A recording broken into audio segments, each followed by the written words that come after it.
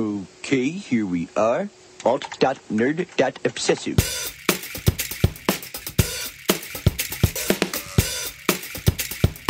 Worst episode ever. Hey everybody, welcome to Worst Episode Ever, a podcast for people who love The Simpsons by people who love The Simpsons about how much we hate those Simpsons. We're here trying to find which is the worst episode ever. My name is still Dan. My name is still Jack. And today we have a very special episode for you because this episode actually aired 15 years to the day. Which episode is it? I'm going to let you guess. No, 15 years to the day if you're listening to this the day it comes out. Although, wait a minute. I'm just now realizing we switched to Thursdays. Threw off the whole thing. So it actually came out, if it had come out Wednesday, it would have been... We couldn't have waited one more week to change the schedule? Well, it's Behind the Laughter. Season 11's Behind the Laughter. Wait, that was really 15 years ago? Yeah, May 21st, 2000. That makes me feel really, really old. Me too, because I remember watching it live and talking about it the next day with you in high school. You're all gonna die. You're all getting older every day. Boy, Groophic came in very quickly just then. There is no God. Wear your bike helmet. Actually, Sage advice. Actually, I remember that week. For some reason, I don't know why, but very specifically, May 12th, 2000 is just a date that always sticks in my head. For whatever reason, I remember exactly what happened that day. We were in our school library and took the AP European History test. Okay, very specific. Yeah, and then that night we saw Screwed with Norm MacDonald and Dave Chappelle. Nice. And interestingly enough, we ran into friend of the show, Dan Ozzie, at that screening of Screwed. I don't remember if you remember that. I don't remember that. It's just kind of crazy that, like, for whatever reason, every May 12th, I go, oh, that was the time we saw Screwed and took the AP test. Now I'm never going to forget that we saw Screwed on May 12th, You have forgotten it, because every May 12th I bring it up, and you go, oh, yeah, that's great, Jack. Our Screwed-iversary. That sounds wrong. Anyway. Not a great movie, Screwed. I rewatched it about a year ago. It was better than I remembered. All right. So go watch Screwed. I mean, it's no dirty work. It's no dirty work, for sure. What the hell were we talking about? We don't usually get this off topic in the opening. With 8 seconds into the episode. So today we're watching Season 11's Behind the Laughter. I don't know why I pronounced it behind. We're watching Behind the Laughter. Originally aired May of 2000. So yeah, we haven't seen it recently, so it'll be interesting to rewatch it. I have generally fond opinions of this episode, but I haven't seen it in a long time. So I'm curious to see how it holds up. I didn't think I liked it when I saw it, and I think I saw it a couple times in syndication after that. I always thought that was a hard, I was like, oh man, this is post-classic, this is terrible. I'm expecting I will like it more than I did, just because my idea of post-classic the bar has been lowered. Yeah, exactly. So we'll see. Yeah. I'm curious. I'm also very curious. So why don't we take a break right now? We're going to watch Behind the Laughter. You should do that too at simpsonsworld.com, or you could click through on Amazon and just buy the episode. That's a thing people can do. Then they should. You have to go through wepodcast.com first, click through on Amazon, maybe buy very expensive things. That helps us out. But no matter what you do, watch Behind the Laughter. We're going to do it right now, and we will be back. Everybody wanted a piece of us. They told us what to wear, how to dress, which clothes we should put on. The cops found me driving on the sidewalk. I had no business hosting the Oscars. After the show, Meryl Streep spit on me. Tonight, The Simpsons as you've never seen them before on Behind the Laughter.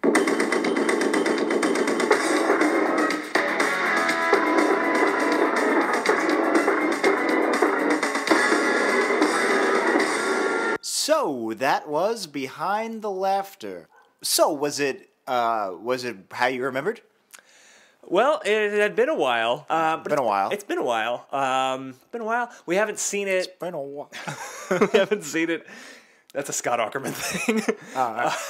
Wait, so what's does Scott Aukerman do with It's Been a While? It's like a running thing where... On Comedy Bang Bang? Yeah, on Comedy Bang Bang, where if anyone says it's been a while, or if he says it, he goes, it's been a while. Oh, man. Then, like, if anyone says it's been, he does, it's been. That's great. Comedy Bang Bang's a wonderful show. I know. You really should be listening to it. I like the idea that me and Scott Aukerman independently had the same joke. That I feel like that puts me in a I love the guy. He's amazing. Me too. We're actually best friends. I don't know if you knew that. I met him once, and It's Been is even funnier. Like the Smash Mouth It's Been. No, it's Bare Naked Ladies. Oh, yeah, that's right. That's what I meant. That's what I meant. Yeah, but that's Smash great. Mouth would be somebody once told me. That could be our thing. I'm assuming this is all for the deleted scenes, obviously. The guy from Smash Mouth, doesn't he? We're not stopping, huh? He looks just like what's his face? A potato?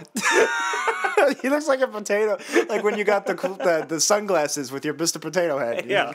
No, he looks like Guy Fieri. Yes, he does look a lot like Guy Fieri. There's him, Guy Fieri, and another person who all look exactly the same. I can't think of the other person. They should do like Bobby Moynihan as Guy Fieri, maybe. They should do like a TV show, like the three of them. Yeah. Like whoever this third guy is. Frosted Tips. That's what it's called. Frosted Tips, we all look alike. Frosted Tips. We all Frosted look alike. Tips. We all look alike. We got two theme songs at the same time. Frere shotgun. Somebody.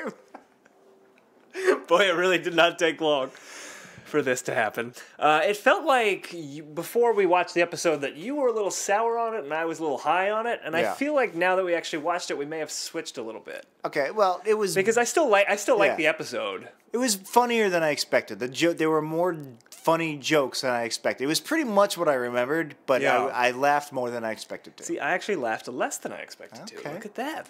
Well, there you go. Flip-flopping. There was an airplane and someone laughing behind me. Was that out the window? Yeah, I think so. I can tell. I think it was out at the bus stop, actually. Is it, do you need me this week? Nope. We have plane tickets. Who's we? Who am I talking to? I've lost my mind. Is it Joe Pesci? All right, we got to get going. So, I guess there's not much of a plot description here. Real quick, I guess it's a parody of the 90s show, the VH1 show Behind the Music, which was a very stylized documentary series about, documentary is a loose term. It was very gossipy and TMZ, like pre-TMZ-esque. It was like the dirt behind all your favorite rock bands. Including Weird Al. Yeah, and it treats the show, kind of breaks the fourth wall in a way. It treats as if the Simpsons and Springfield still exist, as themselves, but in this weird parallel universe, they...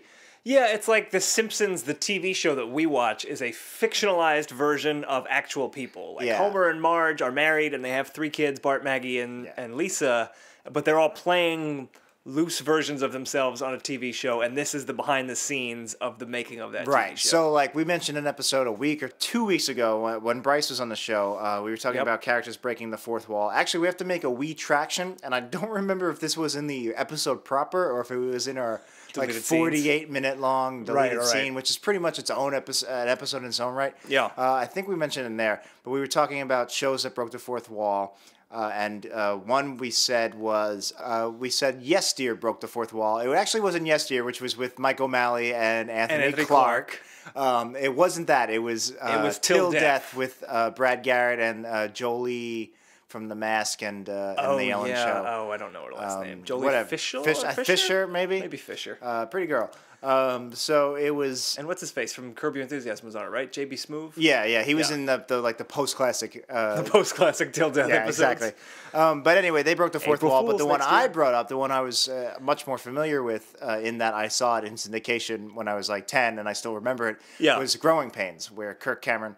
right. Well, we talked about Bummer. Yeah, and he bumps on his head, gets a bump on his head, and he wakes up and he realizes he's Kirk Cameron and that Growing Pains is a show. He basically lives in this world where we are. Same universe. So my point is, Behind the Laughter isn't quite that. We've seen that before. Even Spider-Man, there's a Spider-Man in the multiverse of Marvel that is like... Isn't he like in that universe? We all just read Spider-Man comics, and he was an actor playing Peter Parker in a thing, and he became a hero. Well, they just did like a Spider-Verse thing. This is from the cartoon, like 20 years ago. Oh. Well, there was definitely like a clone saga across dimensions. Well, anyway, we don't need to talk about this. My point is, there's a trope where actors like wake up and they realize they're on a show. Well, there was a Twilight Zone episode that did it. Yeah. So this isn't quite that in that it's not Homer waking up and thinking he's realizing he's Dan Castellaneta. No. It's still The Simpsons. It's like a weird mix of the two where The Simpsons are still The Simpsons, but also The Simpsons the show. Right. It's very confusing. It's a very meta episode of television. So the real point I wanted to bring up was actually right before we started recording, we were talking about Cape Fear. You found some list, Ask Men? Yeah, it was AskMen.com apparently had a list of the best Simpsons episodes. I don't know when they took it. I don't know which men they asked. Not the right ones. but Behind the Laughter came in actually at number 4 on this list, which I thought was very, very high. It means it's saying it's better than all of the first 8 seasons. It's better than every episode except episodes. for 3. And one of them was Homer at the Bat. Flaming Moe, I think, was number 2. And number 1 was Cape Fear. And I was saying to you, it's interesting, more people nowadays have probably seen the Simpsons episode Cape Fear than have actually seen probably either the original or the Scorsese remake with Nick that Nolte. It's based on. And that's my point, is that Cape Fear is an odd duck of an episode. And what's funny is, along with Homer at the Bat, both of those have also held the place of my number 1 episode at various points in my life. Right. But Cape Fear is an odd duck of an episode in that it is a super hyper-specific parody of a very specific piece of pop culture, which you don't usually see outside of a Halloween episode and a Simpsons episode, where they really, like, almost shot for shot, music beats, they really decide we're going to do a Simpsons version of this property.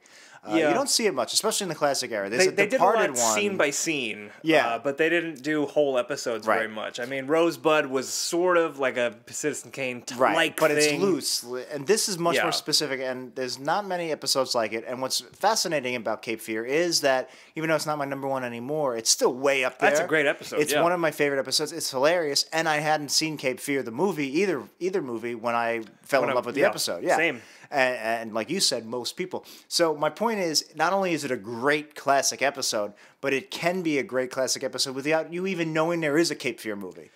True. So my point is behind this episode. So Behind the Laughter is, at the time, Behind the Music was a very popular show. Yes. A lot of people had seen. Probably more people had seen that at the time than people had seen Cape. Well, Cape Fear was big in 1990, a big movie, but it was this. I would argue this was more popular than Cape Fear was. Yeah, no, Behind the Music was very much like almost like a water cooler type show. Exactly. Back when people still did water cooler, and it wasn't just all on the internet. So take that for what it is. But I'm talking right now, watching it now. If you catch it on syndication or on Simpsons World now, 15 years later, it's kind of it disappeared as quickly as it came. You mentioned that to a 25-year-old or definitely a 20-year-old, you're going to get blank stares. Right. Well, it's interesting. So this is a point I wanted to bring up. This episode is obviously a parody of Behind the Music, and it does a lot of things that were very specific to Behind the Music, namely the overly dramatic, like, cuts. Yeah. And cut to, the hammer breaking up the photo one at a time. That's why I'm comparing it to Cape Fear. It's like Cape Fear. It is a hyper-specific parody. Right. And my point is, you and I know that it's a parody of Behind the Music, and we've seen episodes of Behind the Music and can connect it to the thing it's parodying. Yeah. I'm wondering how this episode will hold up against people who, A, haven't seen Behind the Music, or B, don't even know it is a parody of Behind the Music. So I almost wish we did find a guest that had no idea what Behind the Music was. Some child off the street, we could just bring him in. You kid, get over here. Okay, is this still the other recorded podcast? What nationality are you, I don't child? know, but I'm looking into the future, and I'm seeing this becoming our next Wii character, and I am putting a stop to it now. No, you're dead. I killed you. Call the police. I'm Groophic. I eat children. Oh, no.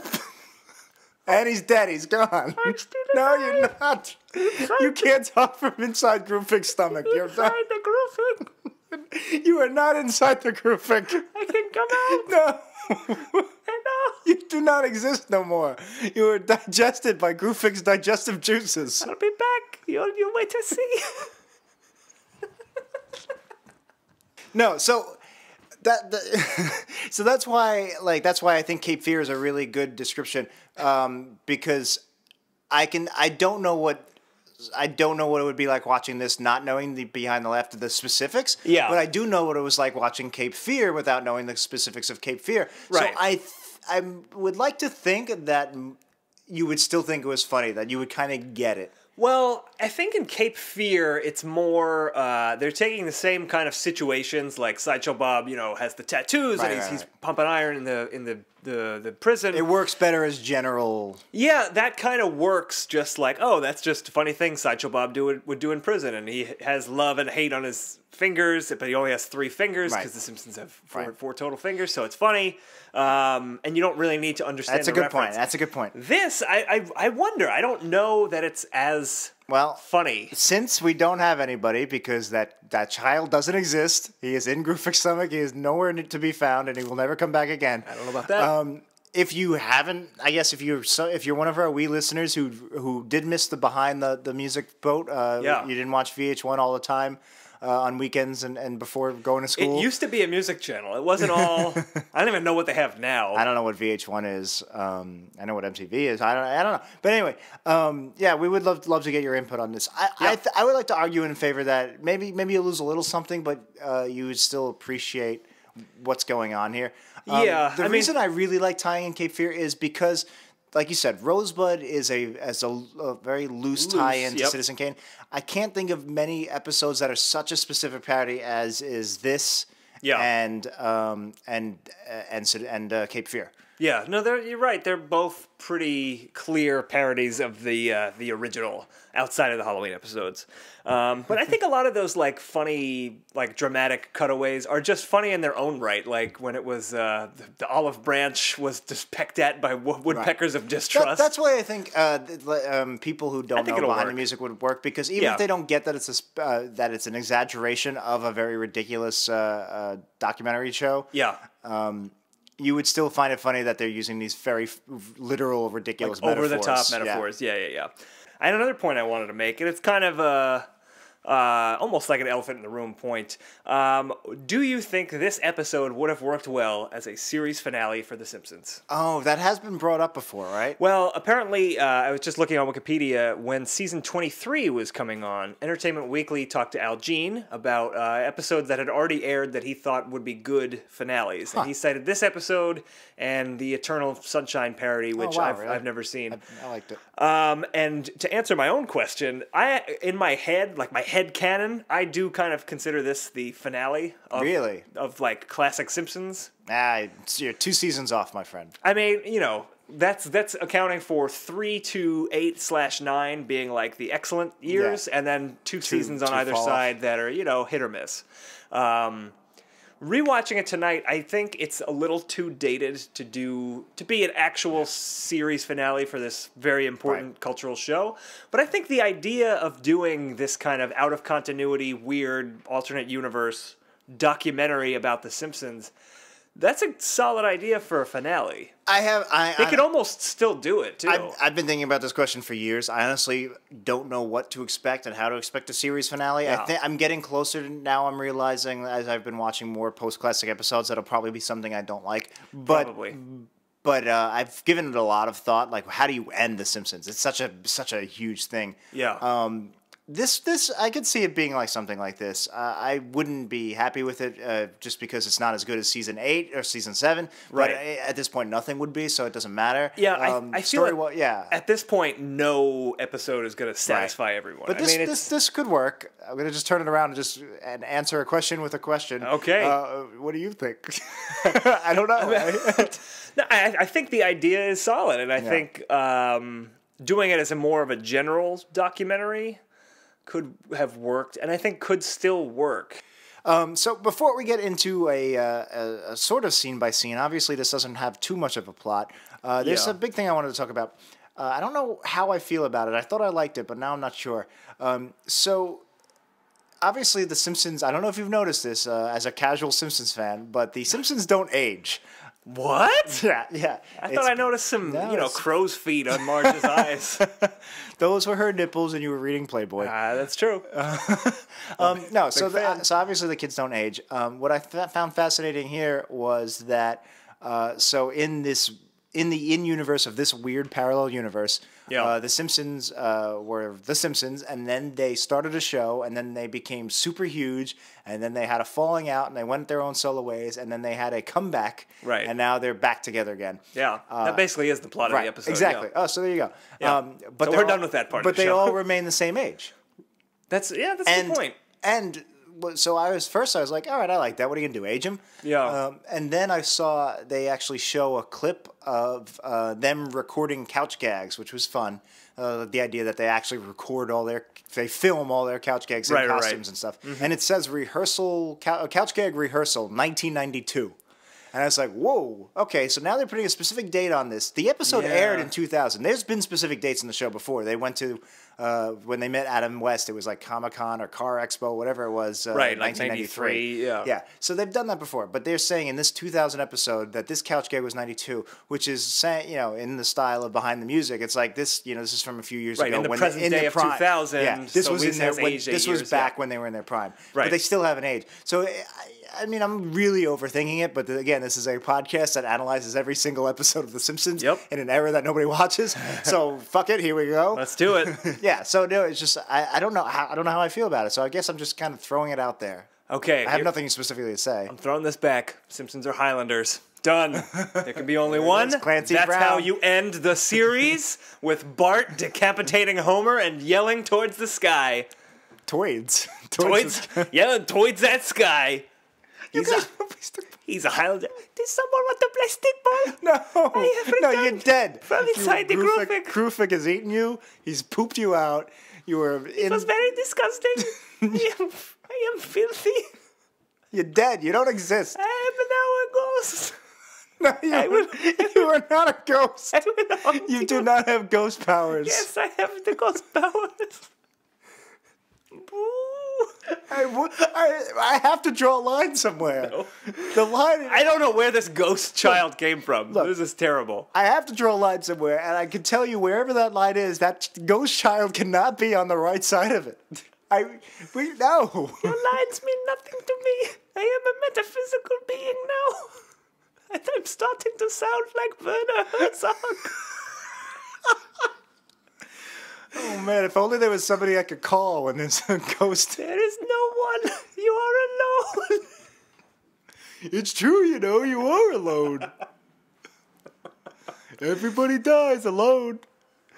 This Groophic has interesting theories. I thought I ate you. I'm a back. Oh. I'm a back. You cannot eat a ghost, you son of a bitch. We have to stop. We can do 2 hours of this. Groophic and the ghost.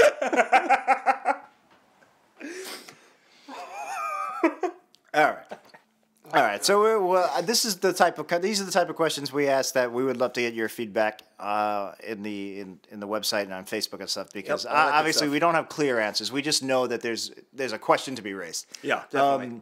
So a lot of the jokes I really liked in this episode, like I said, very few reminded me of classic era Simpsons. I just liked them. Yeah. One that did very in the beginning is when they go, the Simpsons were big. They were on every magazine, and it's Rolling Stone, Variety, or TV Guide. Yeah. The one I loved was Coin Laundry News. That's something you could see in season 2, season 3, season 7, season 8. That's one of those just very funny.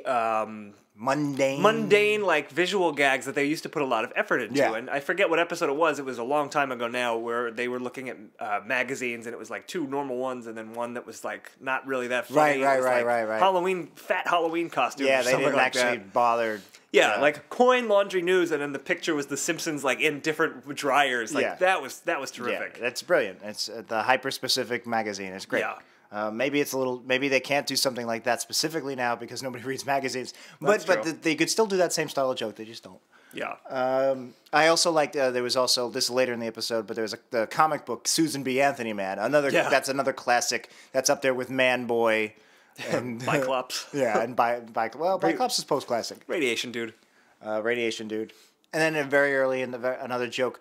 I really liked early on the scene is where they're talking about how popular The Simpsons were. They show everybody in Times Square watching The Simpsons on the big screen and laughing hysterically at just Marge vacuuming. And again, I'm a sucker for mundane Marge jokes, and that was just the idea that like everybody stops what they're doing in Times Square and laughs at Marge just vacuuming back and forth. She vacuums so hilariously. How could you not? I liked right in the very beginning when Lisa says, "I had no business hosting the Oscars. It's why Meryl Streep spit on me." And there's just a slow motion, like JFK almost style video clip of Meryl Streep it's funny spitting. you say JFK because when I saw that, I was like, that's the exact same joke from the Seinfeld episode. Well, yeah, that's probably why I was thinking of it. That spoofed JFK. Yeah, the second spitter. The slow motion spit. It was a close up of a slow motion spit. I can't. Right. I can't think of anything else. I don't know. I just felt like it was a direct ripoff. Well, I liked that it was Meryl Streep, and I That was also funny, liked yeah. that it panned over with the spit, and then it cut to the spit hitting the picture frame with the pictures of The Simpsons. Yeah. So you didn't even see Lisa get spit on. Right, It was like right.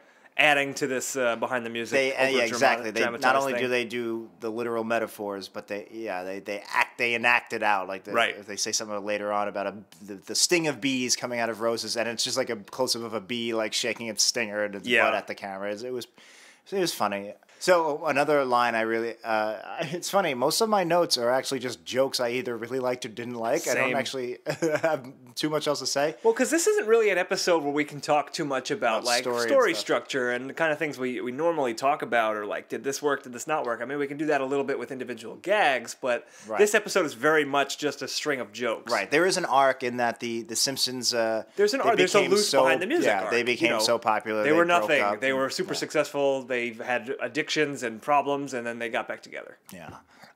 So let's talk some specific lines. And it's funny because again, when I watched this, it was post classic, and I didn't like it. But now it's been around for 15 years that just through osmosis, there are some lines and jokes that are just. I mean, we were sophomores in 2000. Yeah, there's a lot of in high things- school, not in college. Right. So there's stuff that is embedded in my DNA even Same. from this. There's lines in this that I still use either in public speaking. Yes, all the speeches I give. You do always say, "I was so gay."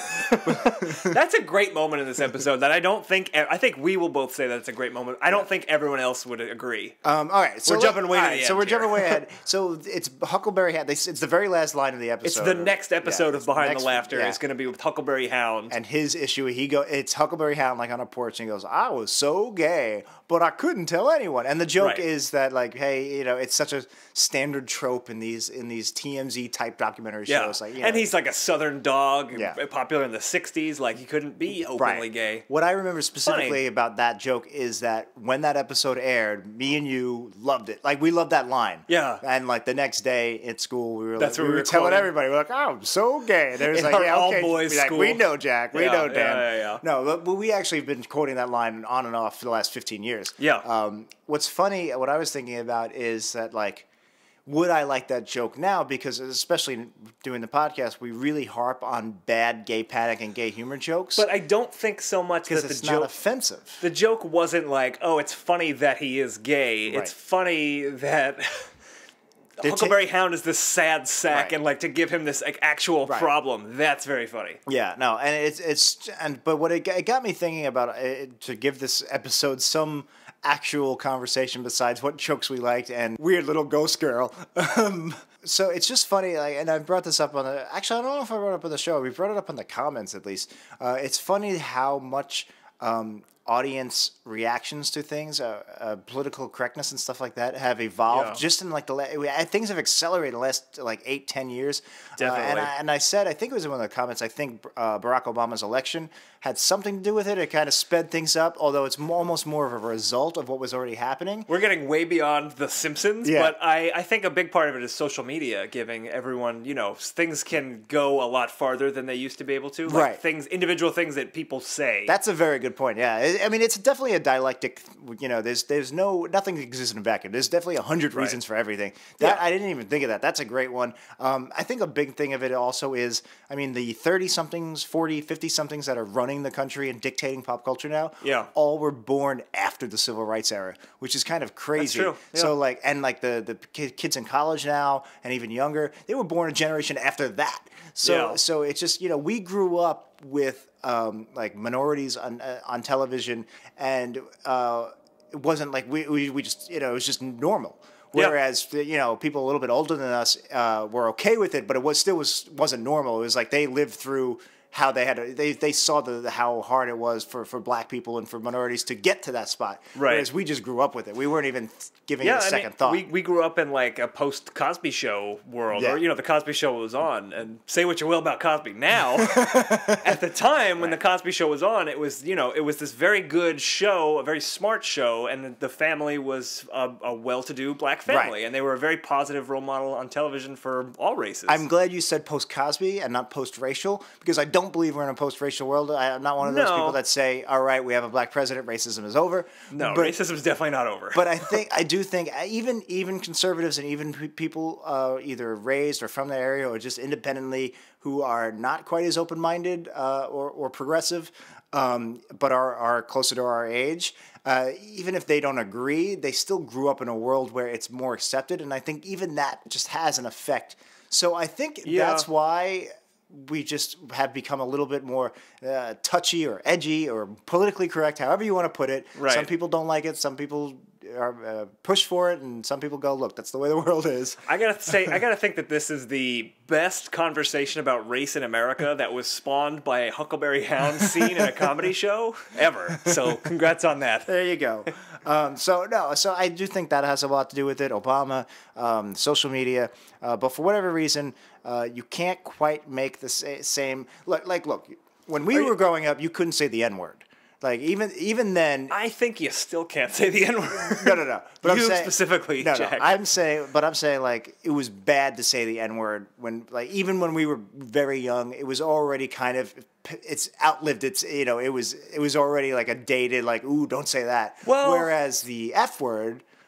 Which has the same double G in it, but we'll leave it alone. We won't that say F word. Yeah, okay. That F word for gays is like that word when we were growing up was still a little bit more accepted, and even today still is. but now it's it's almost up to that where like you can't say that word, like that's that's offensive. Yeah. You see what I'm saying is like where we are where we are now with like African American and black relations and where we are.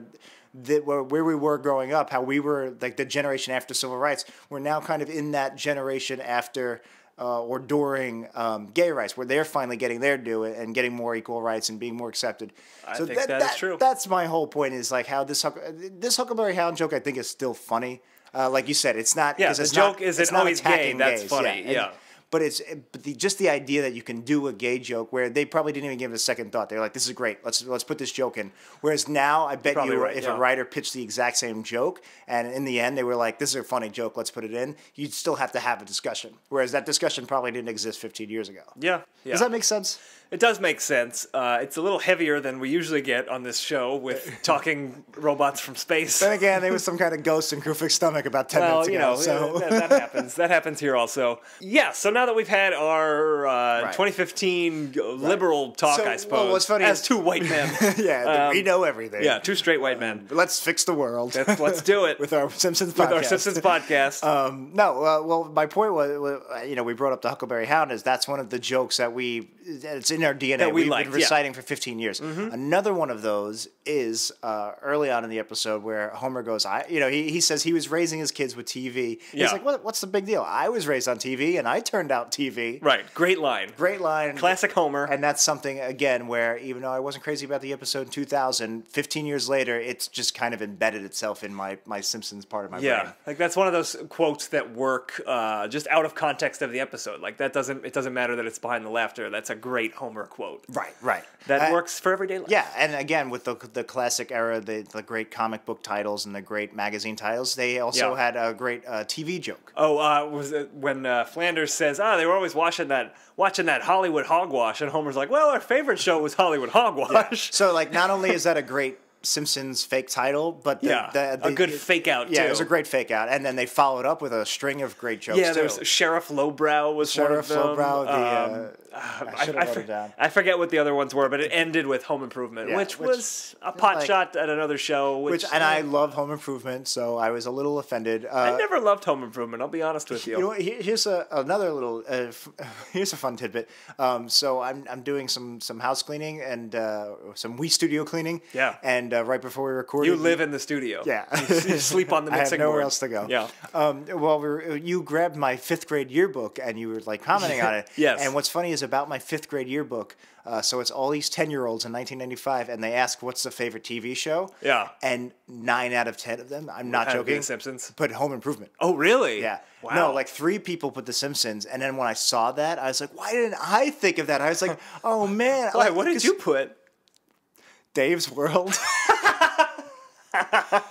It was The Harry Anderson starring show about Dave Barry's life. Yeah, Delightful. Patrick Warburton got a start on it, Yes, though. he did. Yeah, no, I put Dave's World. It was a show I was Nice. really into at this time. And then when I saw a few people with The Simpsons, like, oh God, of course, Yeah. You know, I really blanked on the But question. Dave's World was just so like, fresh. No, they gave me a piece of paper. Captured the zeitgeist. They gave me a piece of paper. They're like, favorite food, favorite this, favorite that, and Yeah. I really went blank on the whole thing, and I mucked the whole thing up, and like, Yeah. everybody. Oh, and then every 9 out of 10 for favorite person.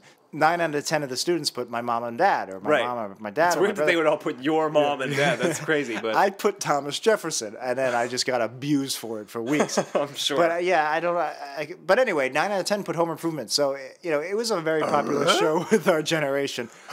So it was a funny joke, and I appreciated it. But it's like the baseball jokes. It's like I get it, I Yeah. appreciate it, but I'm taking it a little personal. Right after that, I liked there was a moment. So Homer is saying, this fictional Homer is saying, "Oh, I saw this stuff on TV, and I thought we could do that."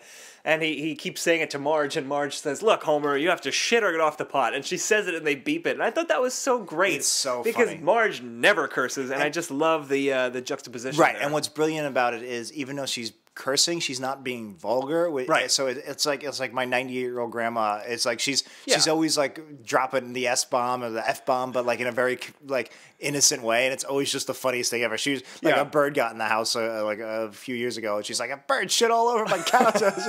It's not funny for your poor grandmother's couch. but No. It's funny to Yeah. think, a bird shit on my couch.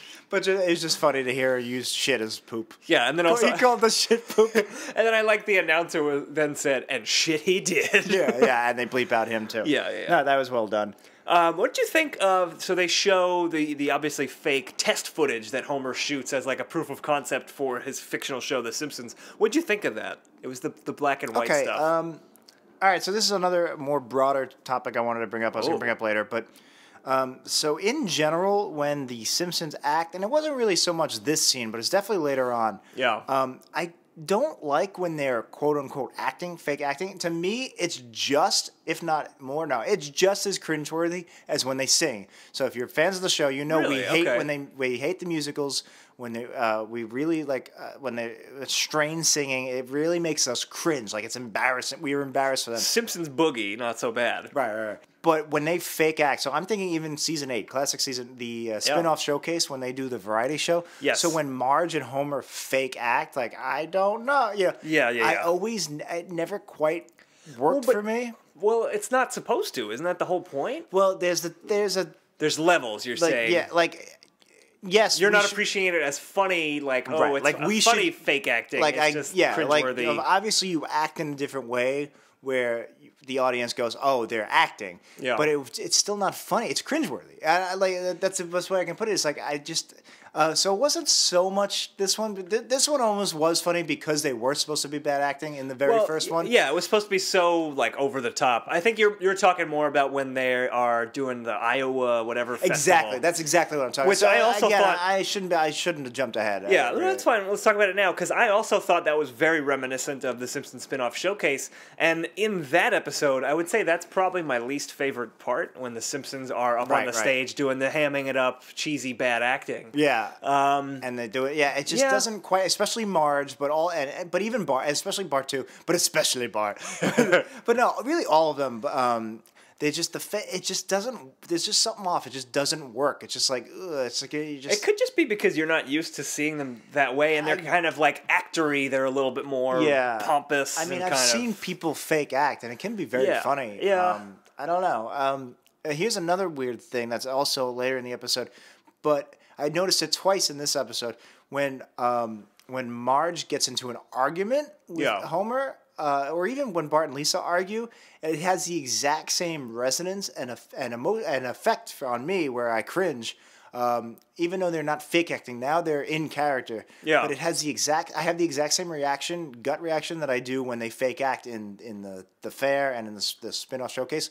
It's when they fake argue. So like Homer and Marge are doing the couch gag, and Marge says, like, gets up, and I forget what she says. Well, that was Lisa says, like, oh, it's late or whatever. Aren't there child labor laws? And Homer was like, who told you about child labor laws? Was it you, Marge? Oh, yeah. And Marge Which I actually didn't like. Yeah, and Marge stands up and goes, that's it. I'm done. And like, yeah, I didn't like that and scene. In the context of this, in context of the episode, she's in character right now. She's actual Marge Simpson, fed up with the scene and getting up and but it still had this weird stagey, fake actory. And then again at the fair, after the fake acting where they do the thing, they get into an actual genuine argument, and it still had that fake acty, stagey. I don't know, like cadence to it. Yeah, exactly. Cadence is the word I'm looking for. Yeah. So it's weird that the fake acting.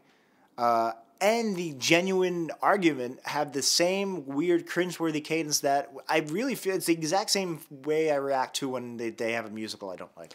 Yeah, I could see that. I mean, it's just, it's unnatural for them to be singing, and it's unnatural for them to be in this unnatural But it's not acting. unnatural for them to argue. That's what really threw me off. It's like, why? But if it was one time, I go, it's a fluke, but it was both times. Or at least 2 times. I don't have answers for you. I don't know why you don't like I almost wish I brought it up, but I wanted to save it. But I almost wish I brought it up while we're watching it, just so you could see it for yourself. But Right. Is what it is. Is what it is. But going back to that black and white test footage thing, that's a scene that I always remember pretty well. I don't know that it held up as well in my seeing it again. Well, I like the Mamma Mia part. That's the part I always remembered the most, and I do still Mamma like Mia. that. I think that's one of your wheelhouse. It's definitely in my wheelhouse. You whip out the Mamma Mia every once in a while. Where is my mama? No, not that My Mamma. Mamma Mia. No.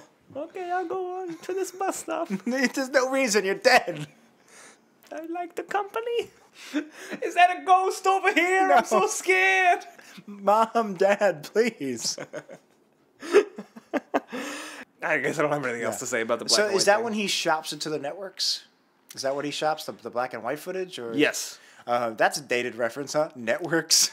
Yeah, that was interesting. Like, there's a joke about Telemundo, which whatever. Well, the interesting thing is Telemundo at one point was bigger than whatever the worst. Yeah, the last like a year ago, it had higher ratings than I think NBC. Yeah, which may or may not own Telemundo. They might all be owned by Comcast. I'm not Universal. sure. I don't know. But yeah, it was dated. This idea of bringing it around to the studios. Now you would just put it up on YouTube, I guess. Yeah. Go that way. I did or on Squarespace and Libsyn and iTunes. Squarespace is a wonderful platform. Wait, we get no money from them. Never mind. We use their service, but we're not one of those podcasts that are like, oh, Squarespace. Wait, Squarespace pays people? Yeah. Oh, we gotta get it involved. Well, hey, Squarespace, we got listeners. If you work for Squarespace, get in touch with us. Yeah, they'll listen at it. They listen to Dan do some stupid ghost voice. They'll listen to a 15-second spot about. I don't know what websites. you're talking about. I didn't do any voices. I didn't hear anything actually, Jack. You were just talking and you were like, no, and just I didn't hear a thing. It was weird. The Daleks, do you hear them? The what? Anyway, there was one joke I really liked in the whole bringing it to the networks thing where they slam the gate in Homer's face and it makes the like clanging noise, and then the guard is just shaking his head, and each time he shakes his head, it does another clanging noise. Yeah, it was a funny little visual sound design. In general, gag. these behind the laughter jokes, I thought it was just slightly too meta? Slightly, not too meta, just too heavy-handed. Like, it was a little too much. It really didn't bother me. I'm nitpicking. Again, I liked it more than I expected. But it was still a little much. Yeah, I felt that way with the Rupert Murdoch thing, where they finally sell it to Fox, and Homer, like, signs the contract, and he signs it like a child, and then Rupert Murdoch, the head of Fox, also signs it like a child. That was whatever. It did nothing for me. That was one of my least favorite jokes, actually, and it wasn't even... treating Homer like an idiot is one thing, but he's always had bad handwriting. Then Rupert doing it, it's an okay joke. It's like, yeah, the billionaire who owns our network, he can't sign his own name. What I really hated... It's also very inside, sorry, because a lot of people probably have no idea who Rupert is. Yeah. But yeah, sorry. But what I really, really didn't like about it was then Homer goes, "That's it, you almost got it, you're getting there," and he was like egging, he was no, I didn't like that at all. He was like guiding him through the signature, and I was like, ugh, that was a classic. it was like presaging the post classic episodes that we watched, where they just like drive a joke home and just kill it. And I was shocked because there's very little of that in this episode. And while I wouldn't call this a classic episode, and not because I'm shitting on it, but because the humor didn't feel, even though it was funny, it wasn't the same type of humor in the earlier seasons. Yeah. But this was one of the few cases where like, whoa, that's a joke that belongs in season 20 or season 15 or whatever. Yeah, it felt early for that kind of thing. Definitely the beginning. You notice there were a few like abortion jokes and sex jokes and abstinence jokes. There were. So we see Bart gets slapped on a bunch of T-shirts, like actually happened in real life in like 1990, and one of the slogans was "Life begins at conception, man." Yeah, that was interesting. And then there was also Marge with the diaphragms that had her face on them. I guess, now that I'm thinking about it, maybe it is, again, it's a sign of the times, I think even as progressive as we've gotten, we've definitely also become a little bit more conservative as a whole in the last, 10, 15 years. Pretty much since 9/11, since that scared and did whatever the shit out of us. The Bush years were pretty conservative. Yeah, exactly. But I didn't want to say the Bush years. Yes, he was president, but I do think a lot of it probably did have to do with us being like, "Whoa, what the fuck?" Our buildings just got blown up. Yeah, 9/11 was a big day. Yeah, but yeah, we seem to have. We're definitely compared to the rest of the first world nations, we're definitely more right than we were, and a lot of people even say like Nixon would be more leftist than Obama now, and I'm not saying I agree, but there's just this general consensus that we're more right. So I'm wondering if that's the type of joke where they probably were like, yeah, this is a funny joke, let's put it in, and only now in 2015 we're like, whoa, abortion, whoa, red flag. Well, first of all, this is our most political episode ever. And second, I don't vote for Groophic. I think it's funny that it's Bart saying that on a shirt just because it has nothing to do with Bart. I mean, the joke is that it's a somewhat not serious. It's serious, but not politically serious. It's a serious topic, and not something that was ever on a Simpsons shirt. It's interesting to note that the T-shirt did have this joke, but then there was also Marge's diaphragms. Yeah, right. With her stern face. The stern face was hilarious, well animated. And just a funny idea that a great safe sex paraphernalia would just have Marge's condoning face on. Yeah. But it just, I don't know. I feel like it's not a big deal, but it's a bigger deal now than it would have been then. It's one of those weird, one of those things. 15 years is a long time, and we are old. Yes, we are. We're gonna die. Some sooner than others. Sobering thoughts from Groophic. Even children die. It is true. I can attest to this. Early this morning, I woke up a young child. I go to bed a ghost. It's poetic in a way. It is. What is? What are you talking about? Who are you talking to, Jack? Next week on Behind the Laughter, Huckleberry Hound. I was so gay, but I couldn't tell anyone. There was one meta joke that I did like where Bart was like, I never said cowabunga in my life, which, was a thing that got slapped on T-shirts also, probably because the Ninja Turtles said it and they were popular at the same time. No, that was great because the idea was that early in the fake Simpsons run, they were doing these cowabunga, don't have a cow type lines. It was a great way of it. It was, the show was obviously a very self-referential episode, but that was one of the more specific where they were comparing their early season to the actual early seasons of the Simpsons. Right. It was very interesting. It was good, and I also liked, and this ties back to something we talked about a few weeks ago. So they're filming whatever actual joke it was, and then Homer strangles Bart when the cameras are still rolling, but the take is over, and they're like, "Hey, that's funny," and they're like, "This horrible act of child abuse became one of our longest running gags," and I liked that was recognizing that the strangling is horrible, but also that it's a cartoon world and it's a running thing and it's funny. Perfect balance of detachment and meta, and we know it's a joke. What they did not do in the strangling episode that we did a couple weeks ago. But they also strangely did do in the Apatow episode we did cover last week. Right. Strangling has becoming a running topic on our show now, which is interesting. Yeah, no, dead children, not funny. Yeah, no, definitely not. No children should die. This is true. I second this sentiment. Why don't you talk about it? I'm just ignoring you. I'm just going to ignore you until you go away. I don't care how long this podcast runs. I'm just going to ignore you. Very well. I didn't ignore the Daleks. I didn't ignore Joe Pesci, and now we're stuck with them forever. I'm doing this for the good of our listeners. Then I am going to recite The Great Gatsby from beginning to end. In my younger and more vulnerable years, my father gave me a piece of advice which I have been turning over in my mind ever since.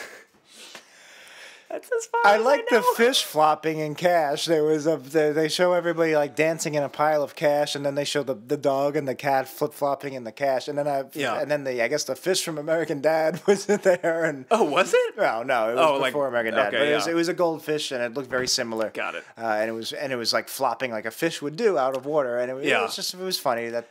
I liked there was a Marge line that said, we were using money as toilet paper, and we're using toilet paper as dog toilet paper. Yeah, that's That's a one great of those line. lines where I haven't been using it. It's not in my repertoire. No, I completely forgot about that one. But I hadn't forgot about it. I remembered I saw it coming, and I've always loved it. Yeah. It's not really it's not a line that you can use in everyday conversation like everything's Yeah. coming up Millhouse. Right. We use it as dog toilet paper. There was very few things where I outright just didn't like, and whereas I was like, oh man, this is something that reminds me of the episodes we usually cover. Mm-hmm. One of those was so Homer buys MC Hammer's house, which was okay. I was gonna bring this up to you. It's like whatever, but then it cuts to Bart, and he just dances like MC Hammer. He has his parachute pants on, and then he just like dances, and it's just like. And he dances for about 15 seconds, and it's like, it's just wasting my time. I didn't like any of the Hammer stuff. I definitely didn't like the Bart dancing because it was just a visual gag that went on too long. But even just the whole Homer buying his house, it's so specific to a time and a place where you had to know who MC Hammer was, which I'm sure a lot of people nowadays don't. And also, you had to know that he lost all of his money in an extravagant way, and he said "Hammer time" and he wore parachute pants. There's just a lot of stuff that I don't think ages well. Yeah, but I mean, again, this is a spoof of a very late 90s show. It goes back to that. If you were a fan of Behind the Music, you would have known all that. You have to know who MC Hammer was to appreciate most of the jokes. Maybe the word "Hammer time" might throw you off a little bit, but I guess I just didn't like it. Yeah, I wasn't crazy. No matter who it was. Yeah, I wasn't crazy about it. Especially, well, I don't know. I did kind of like the nipple rings being sucked out by the vacuum, but yeah, I didn't love the vacuum thing. It's funny because that's a very common type of rich people house. That the style. Right. I'm not an architecture geek. I don't know what the style is. But for whatever reason, now whenever I see that house, Troy McClure also had it in the Fish Called Selma. I just go, oh, that's Iron Man's house. Nice. Christophenia. I was just going there. Yeah. I love that. Our notes are pretty much. Yeah, they're pretty much the same because it's just a list of the jokes. It's just a list of the jokes. Yeah. I like that. The Simpsons put out all these crappy musical albums, which we'll talk about in a second. But Krusty then says, they're buying Simpsons Boogie, but Quastophenia sits on the shelf. Yeah. And it was like basically the same exact cover of Quadrophenia. Funny for two reasons. It was great animation in that, like the idea of like a black Krusty in black and white is always funny, and then using the Quadrophenia art. Yep. And then the word Quastophenia. It just works. Very funny stuff. Since this is the part where Simpsons Boogie came up, I would like to talk about the Simpsons Sing the Blues, which is what they were, the real life thing that they were meta referencing. Right. So in 1991, or maybe 1990 even, the Simpsons put out an album of loosely blues music. It's funny that so much merch came out in that period when the show wasn't necessarily merch friendly. I mean, obviously the Simpsons were, and they had catchphrases. Yeah. But it's so much more cartoony now, or even like in season 3 and 4 than it was in season 1. Well, but they've not stopped the merchandising machine. I know, but it's still coming out. I mean, like you have the album you're about to get into, and then I had my neighbor had a board game that came out in season 1. I remember that board game. I didn't have it. I was obsessed with it. I love playing it. I always went over a house to play it. But it's just kind of funny. It's like now, even in season 5, I go, yeah, of course, the Simpsons board game. But the idea of like watching these very grounded 13 episodes from season 1, it's just funny that like, yeah, let's make a board game out of this. Yeah, right. It's like, would you make a board game out of like the first 6 episodes of The Office? It's kind of weird. I would. Well, I know you would. Simpsons Sing the Blues. It was Do the Bartman was on there. Deep Deep Trouble was on there. Some of which were written by Michael Jackson, believe it or not. He actually wrote Do the Bartman. And it was just very much... I'm Michael Jackson's ghost. Get away from me. I know not to trust you. All right, is this all garbage files? Is this getting into anything? Simpsons Sing the Blues. You know, it was this cash grab album that they did, and I had it on cassette, and I listened to it all the time. So I have this strong nostalgia for it, but I have listened to it since, and it's really not great. Is it not great because it's just not great and it's a cash cow, like a cash in, you know, trying to make money off the show? Or is it not great in the way that maybe if you watch season 1 of The Simpsons and then never watched it again in syndication and just like grew, like just watched the classic years and then went back and watched season 1, maybe you would like I think we all go a little easier on season 1 because, you know, I mean, some people really say, oh, season 1's terrible. I'm in the camp where I don't agree with that. Yeah. Yeah, I mean, I'm in the camp where it's There's like, good stuff it's still a in really season good show. But is it like season 1 not funny, or No. is it not funny not funny? Well, I mean, I don't know how much of it is supposed to be funny. Like, one song is just Homer, or Dan Castellaneta as Homer, singing Born Under a Bad Sign, pretty much straightforward, just as Homer. Don't like the musicals. Yeah, I mean, it's just. I would say if you're listening to this and you can track down, it's probably on YouTube, I'm sure. The last song on the album is actually pretty funny. It's called "Look at All Those Idiots," and it's a song that Mr. Burns and Smithers sing. And I was listening to it the other day, Which is funny because again, season 1, Smithers wasn't that well defined of a character. Yeah, neither of them really were. The whole point of the song is that you know, Burns is evil and he's at the power plant and he's watching the employees on the monitors and he's saying, "Oh, they're all idiots. Look at them all." And the chorus of it is, "Look at all these idiots. Oh, look at all those boobs." And it's funny to hear Mr. Burns say, "Look at all those boobs." And it's not. Is that intentional? Or like, is that a joke? No, like he's calling like they're boobs. No, I know they're that. idiots. But I'm saying, are they going for a double entendre? Oh no, not at all. That's not at all. So yeah, I mean that's what it's making fun of. They did another album called the Yellow Album that was also not very good, and that came out a few years later. Yeah, That's the kind of cash grab stuff that's ripe for parody. That's one of the things I loved about the show, again, is that it was making these meta references to stuff outside of the show, like the Cowabunga line and the merchandise, and it was stuff that like hardcore fans would get a kick out of. Now that I'm thinking, the more I think about it, the more it actually would be a perfect finale. Like, if it's just doing this weird parallel universe thing, take it or leave it, but I do love the idea that it is commenting on itself. And yeah, I mean, it offers a chance for the writers and the producers and everybody to comment on the history of the show while still making an episode of the show, which is the kind of thing I think Larry David wanted to do with the Seinfeld finale. So what I wanted to bring up about Simpsons Boogie is that I didn't think it was funny. I mean, now that I wasn't really thinking about Simpsons Sing the Blues and Yellow Album. Yeah. Now it makes more sense. But the actual turn, I was like, since them actually singing wasn't funny. I guess now I'm rethinking it because of what you said. But at the time, I was like, I literally was like, all right, I don't like this joke. And the joke is Simpsons Boogie. And then there was a second album. And I was like, whatever. And Simpsons then Christmas Boogie. And then the third album was Simpsons Christmas Boogie. And then I liked Simpsons Boogie more just because the because now there was Christmas Boogie. Yeah, the callback kind of like up to the actual joke, which happens sometimes. And it's funny, Simpsons Boogie basically is the same thing as what Simpsons Sing the Blues was. It was this completely separate genre of music. This case, like disco, I guess, for Simpsons Boogie, and just the Simpsons doing an album in that style. Why? There's no reason for it. Like, what is the blues? Who's buying it? I mean, it sold very well because this was a time without the internet when people were very bored. I guess the only blues connection is Lisa, because Lisa likes the blues. But Lisa had, I think, 2 songs on the album, and one of them she sang with Bart. Bart had like 5 songs. Because Yardley Smith, nobody wants to hear her sing. But they do want to talk about butts. Here's another interesting...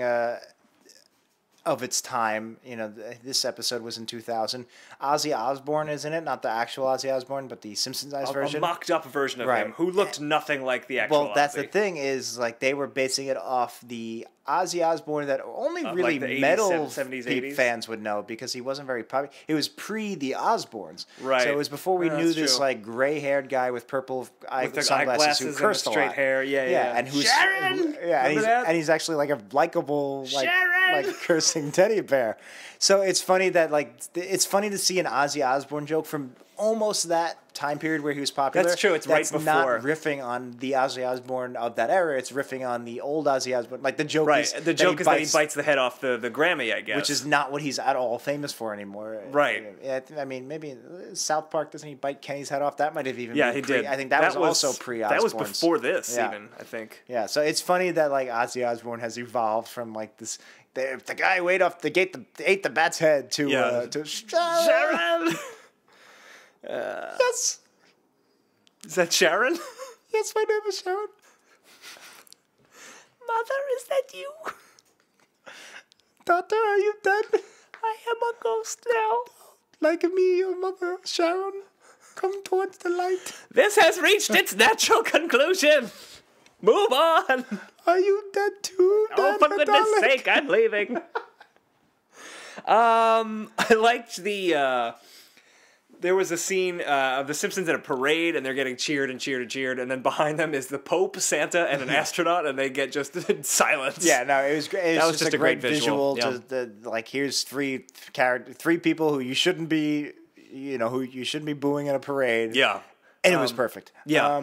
Here's a joke I didn't like. I think I know what you're trying to say. Or I don't know I actually don't know how I feel about it, but Homer goes, so it's cutting to the next act, and then it's one of those next, coming up, and it's just a clip of a scene that they never actually show in full. Yeah. And it says, it's Homer, and he goes, look, I thought the cop was a prostitute.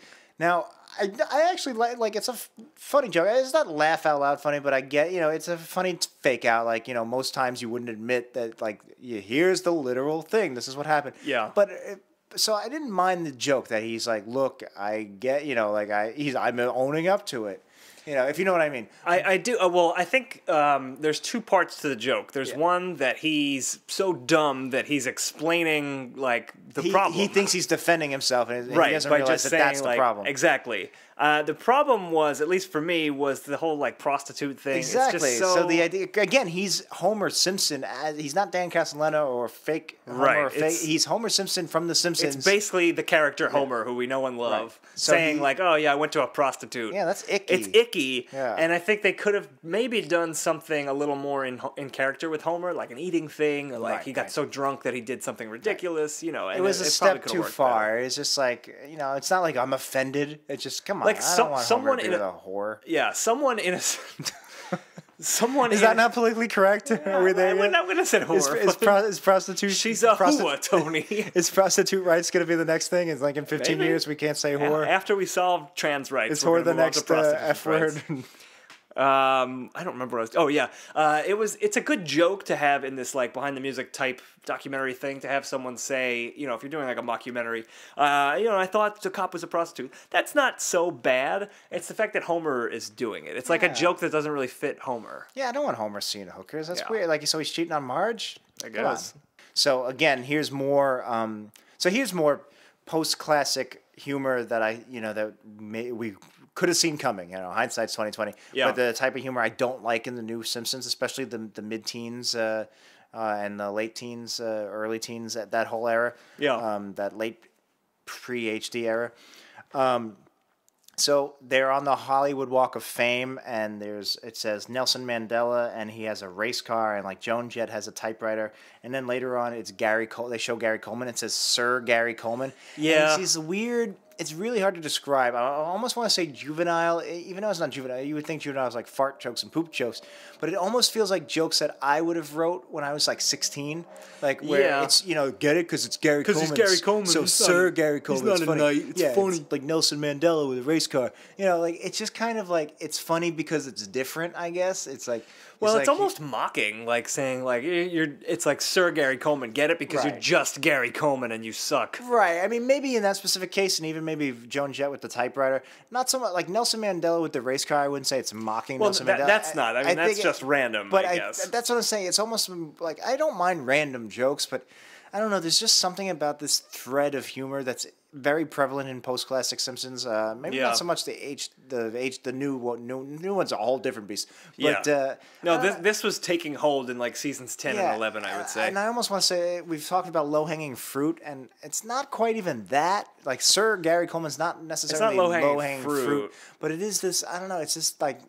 I don't know. There's no substance to it. It's just kind of Gary Coleman jokes just feel obvious, I think. right. But I don't know. And I know he had been on the show earlier that season. But There's just I don't know. There's just like these jokes where it's almost like weird for the sake of weird, but even that doesn't quite encapsulate it. There's just some I don't know. I know like here's a joke. All right, here's a joke that I think cheap is humor. cheap humor is a good way of putting it. Here's a joke that I think is also very similar in a similar vein, but I did like Jimmy Carter comes out and starts rapping and breakdancing. Breakdancing, And I think that's also the same thing. Like, look, here's a character doing something you wouldn't think he'd do. And it's like kind of lame, but I'm a sucker for their Jimmy Carter, and he's he's just such a naturally lovable. A big part of that is Dan Castellaneta's voice. Exactly. Yeah. So that worked for me, but I think that's it. Maybe it's more cheap in that it's not cheap humor in that like it's a fart joke, but cheap in that it's just like. I don't know. It's just I feel like it's funny because it's different. Nelson Mandela wouldn't drive a race car, like Gary Coleman's on a knight, I don't know. So I saw a bunch of that in here, and it was just I think that's one of the biggest problems of the Simpsons episodes that are coming up after this. Yeah, I agree with you.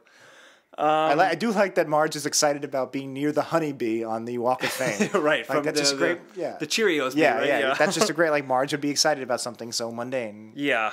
I'm jumping way ahead, but another thing that I always remembered was Homer in Rent 2. When he's playing the... is that what it was? Rent 2? Yeah. Oh, I thought it was supposed to be like a take on like Friends and newer sitcoms of the era. No, it was an actual sequel to Rent. That's, and he that's comes even in better. As like an old-timey villain from like a 1920s silent movie, and he's like, "Where is the rent?" It goes on a little too long, but... Yeah, I remembered it. I always remembered this, and it's funny enough, but it's not great. Yeah. Like, I don't know why that's stuck in my head. There were funnier things in this episode, but I've always stuck that. I mean, I liked it. I didn't hate it. Homer mentions he has a pot-bellied pig. That's weird because 8 years later... Presaging Spider Pig. Wow, so this episode is only a year farther away from the movie. 7 years later. Wasn't it 2007? Oh, wow, so this show is closer to the movie than we are now. Yes. Now, how does that make you feel? Old as shit. We're all gonna die. You probably only have a few years left if you think about it. I don't have any time left. You should have worn your helmet, you dumb bitch. I didn't get shot in the head. Someone shot me. That was a great face. There was one quick behind the music-y thing that I liked. It was probably my favorite of the dramatic scene changes, where the announcer, whose name is escaping me right now, Jim Forbes or something like that. Something like that. He's saying all they had was a wing and a prayer, but the wing was on fire, and the prayer was answered by Satan. And it was like weird archive footage, made to look old-timey. Sepia, yeah, very very funny. So I like that. Where did you get footage from actual hell? Yeah, and why is the footage from the 1930s? That was great. It was an easy joke, and I didn't love it, but I liked it. It was where Homer goes, "I literally chewed the scenery," and it was a piece of scenery with a bite mark in it. Yeah, I didn't like that. I liked it. It was fine. What I do love, and another one that's not quite... It's stuck with me all these years, but I don't really use it a lot, is when Marge is singing in like Branson or wherever she is. She's singing "I Shot the Sheriff." Yeah, I always love the backup singers going, "She didn't do it. She didn't do it." It's just like such a great like that loungy type of singing where it just nailed that very specific type of and when she says, "So if you see the sheriff, remember to shoot him." A smile. That was a very Marge thing. Everyone gasps at the beat between shooting and a they're smile. all shocked, she would say. Yeah. That. So then they're talking with their lawyer. They have Thanksgiving with their lawyers, and the usual lawyer, the one that they still never given a name, he was like dark-skinned. Lawyer. He was like tan and had black hair. Yeah, which is that was weird because you don't usually see the off-color models after season 2, like Black Smithers. Pretty much everyone's in place by season 11. Yeah. It's funny that like that. For whatever, I mean, I don't think it's the same problem as season 1, season 2. It's just this weird fluke that I thought I'd bring up. Then speaking of hair color, Willie Nelson had red hair, which I'm pretty sure in 2000 he had white hair. He must have been, but I bet it was there because Marge makes reference to him as the redheaded stranger later, like 5 seconds after he first appears. Well, it was probably because of that. They're already talking dumb to us in 2000, season 11. I guess they were. This was after Kill the Alligator and Run. Yeah. Oh, we skipped something just real quick. I want to talk about that. It just did nothing for me. It just fell flat when Bart is like arrested and they replace him on the show with Richie Rich. Oh. It was. I liked it just because of the animation. I like that they used like the same like Richie Rich style. Yeah, like that expression on his face and. Yeah, I don't know. It didn't do much for me. Yeah. I don't know if they could have made it better, like, it seems like Dennis the Menace would have been the obvious one. They should have used Casper. He's Richie Rich's ghost. And The ghosts of dead children are never funny. Never funny. I didn't, back to Willie Nelson. Yeah. I didn't quite like everybody's passion for Willie Nelson, where like you said, Marge is like the redheaded devil, and Barbara's like, oh, I had to do it with Willie Nelson. I don't know. It's just like, eh. It was I do like Willie Nelson, but I just didn't think it was funny. I don't think anyone dislikes Willie Nelson, but it's just, it felt very like, we're placating Willie Nelson now. Yeah, I don't know. It's just that was definitely something happening a lot at this time with the guest stars. Like, when you have Britney Spears on, you have to be like, oh my God, Britney Spears, you're so great, I love you. I don't know how to despise this. So another thing they did a lot at the time seems to be Woody Allen jokes. There was very few Woody Allen references in the first 8-9 seasons. I mean, there were a handful, but they were more like out and out Woody, where especially impressions of Woody Allen, like in the New York episode in season 9. Yeah. This, I feel like there's a couple more. Maybe it was because he was more in the news with Sun Yi. I don't know. Well, but wasn't that like 95? I think that was a little earlier. Yeah. But I don't know. They just seem to have really, maybe Dan Castellaneta was getting more EP power, and he's just like, I really want to whip out my Woodsy Allen. I made a note. A lot of this last act about them getting back together, it was fine, like, for the arc of the behind the music story, but I just didn't think much of it was that funny. You know, we kind of pointed out a few things. One thing we didn't say was that when the show gets pulled from the air, they replace it with security store footage from Ann Taylor. Yeah. And it's just people getting changed. It was like peeping on camera or something like that. I think we've mentioned this before, but not often. I think that's a funny joke because of its specificity. Yeah, it's just the them saying Ann Taylor. Yeah, hidden camera footage. Hidden camera footage from Ann Taylor. Funny. I will say one thing I really did like towards the end of this episode was they are sort of getting back together at this fake awards show that Willie Nelson has put together, and Willie Nelson just chants "hug, hug, hug." And it was just a great line delivery. In general, his voice, his actual line deliveries were spot on. He was great. Willie Nelson's great. Well, the very last thing I just wanted to say was at the end they kind of make a joke. Oh, the Simpsons are going to Delaware, and then the next season they did it. And then are they actually going to Delaware? Yeah, and the Simpsons Bible Stories episode. Right. Actually, was it? No, Simpsons Tall Tales. Right. Yeah. And then Homer goes, "This is our last season." It's like, yeah, okay. Yeah. They've literally done more than double. They've more than doubled it, yeah. And they'll get close to tripling it because they were just renewed for 27 and 28. Yeah. But the main thing is for you folks to stop this silly feud. Isn't that right, people? Hug! What would this episode be like? What would the behind the laughter, the same conceit, be like if this episode was in season 26 as opposed to season 11? Oof. I think a lot of the references would be even more like topical references that won't age well. Yeah. It's tough to say what it would be now, 15 years later. I think it would be almost a different style of humor. Like, they'd probably hit a lot of the same beats, but I think the jokes would maybe drag a little more. The same common complaints that we have about a lot of the newer HD episodes. I wonder if it would be more about the Springfield characters. I mean, the show, even by like season 6, had become more That's about... true. Although in season 26 is The Man Who Came to Be Dinner, which one of the pros we said about that episode was that it really was focused on The Simpsons. Yeah. So maybe they wouldn't do that. I mean, this episode really, this wasn't a time where they were already doing that, doing Springfielders as pretty much the main characters. Yeah. So maybe not. I don't know. It's. I'm asking you the question because I really don't have an answer. I know it would be different. It's really hard to say what it would be like. Yeah, it's tough to say. But maybe they'll do another episode like this. I kind of would like that. Like going back to what we were talking about with Bryce from our deleted scenes from 2 weeks ago now. When we were talking about experimentation and whether we'd like to see them take more risks and kind of experiment with the format, I think something like this makes a lot of sense. There's not really a modern version of That's what I was trying to think of, that you could parody. TMZ, I don't know. I mean, there's not a lot of things that are universally popular That's what I was going to say. Nobody watches the same thing anymore. What do they call it? The monoculture is dying or something? I think. Oh, really? I haven't heard that, but that's an interesting topic. Yeah. I mean, I guess Marvel is pretty much the only thing everybody watches now. Really. And that Loki parody from last week. Yeah, no, that's all I've pretty much got. Yeah, that's it. So Let's kill this little girl. Let's rank this episode, and we'll get the hell out of here. All right, so I think it's time to rank this episode Behind the Laughter. We're doing that on our 4-factor test. We're looking at the humor, the integrity, the production, and the originality. The last two are ranked or weighted less than the first two, and we're doing that on a scale from 0 to 5. We're going to put some time on the clock, and let's do it. Jack, we got the humor of this episode. What are you thinking? I think it was one a pretty of the funny stronger episode. ones. Yeah, not super funny. I think I gave it. I'm wavering between 3 and 3.5. Same. I'm not locked in yet. I might go to a 3. I think I'm going to go to a 3. Okay. Because we gave Bart's New Friend a 3.5, and I think this was a little less funny. Well, I don't know. actually now Again, I mean, you got the I was so gay. You got the. all right, I'm going 3.5. And I'm TV. You just convinced me But by beginning to That's talk. 3 lines. The integrity of this episode. We've got I don't like a weird Homer with episode. the hooker. I don't like Homer with the hooker. Yeah. I do like a lot of the Marge was on point.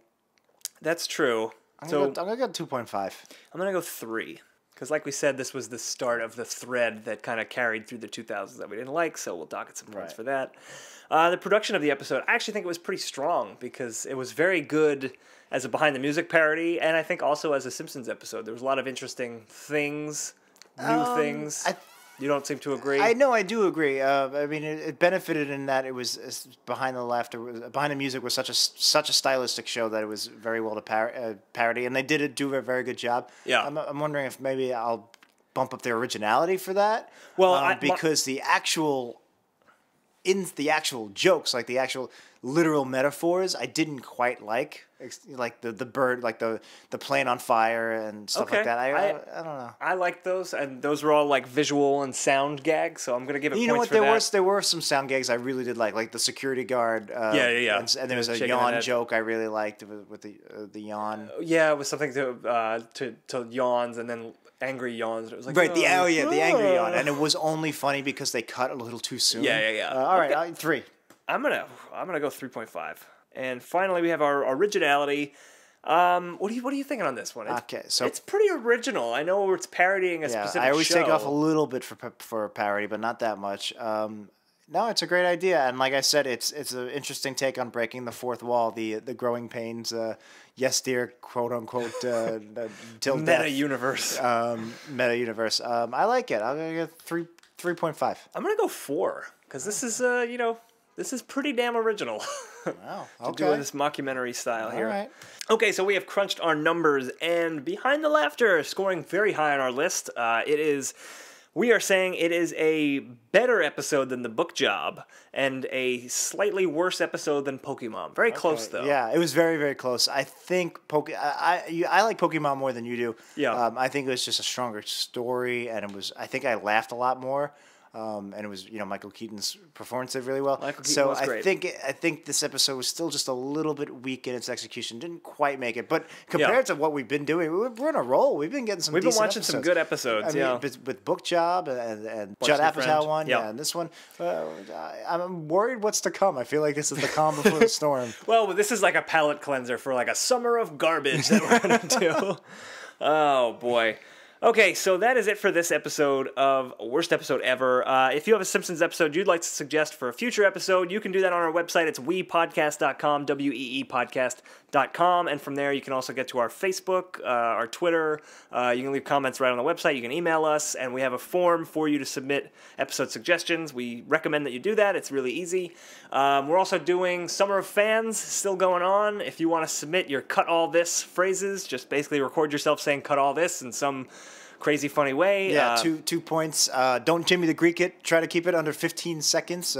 We do want to try to keep this brief so that little ghost girl can talk and we have more time for her. No, but keep it brief. keep it brief, and also don't forget to include your name if you want to do it on the video. That's on the audio. That's great, but at least email it so we can give you credit. Yes. And keep it brief. Keep it like 15 seconds or shorter.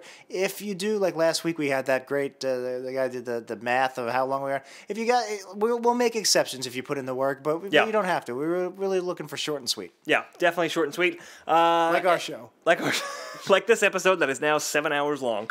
That is it. You can find me on Twitter. I'm at ThenDanSays. I'm at Jackie No Breaks. And if you're in the Brooklyn area, you can come and check out Woohoo Classic Simpsons Trivia. That's at Berry Park, the first Thursday of every month in Brooklyn. I co-host that with friend of the show, Dan Ozzie, past and future guest. I almost said fast and future. He's that too. He's that too. There's other trivia nights in Toronto, Chicago. Detroit has a new one. Oh, I heard about that. That's exciting. Yeah, Detroit. He lives in Detroit. So check that out if you're in there. Just Google Woohoo Classic Simpsons Trivia. You can find more about that. As for us, Jack, we're going to come back. Yeah, we're going to do it again. We're coming back next week with a new contender for worst episode ever. And we are going to be watching Season 18's Marge Gamer. Okay. Pretty popular with our listeners as a bad episode. Great. Been suggested a number of times, so maybe our streak is over. Nice run. Yeah. And if you like what you hear, rate us on iTunes, write a review, tell your friends, really. We love doing the show. We hope you guys love listening to it. And, there's no Daleks and Groophics without you guys. So that is it. We're going to cut out with a brand new Summer of Fans Cut All This entry from listener Alex, which is coming up in a moment. Jack, do you have anything else you want to say before we get out of here? Nah, let's let Alex take care of it. All right, take it away, Alex. Thanks, guys. Righto. Cut all this, then. Yes, sirree, Bob. I shot the sheriff.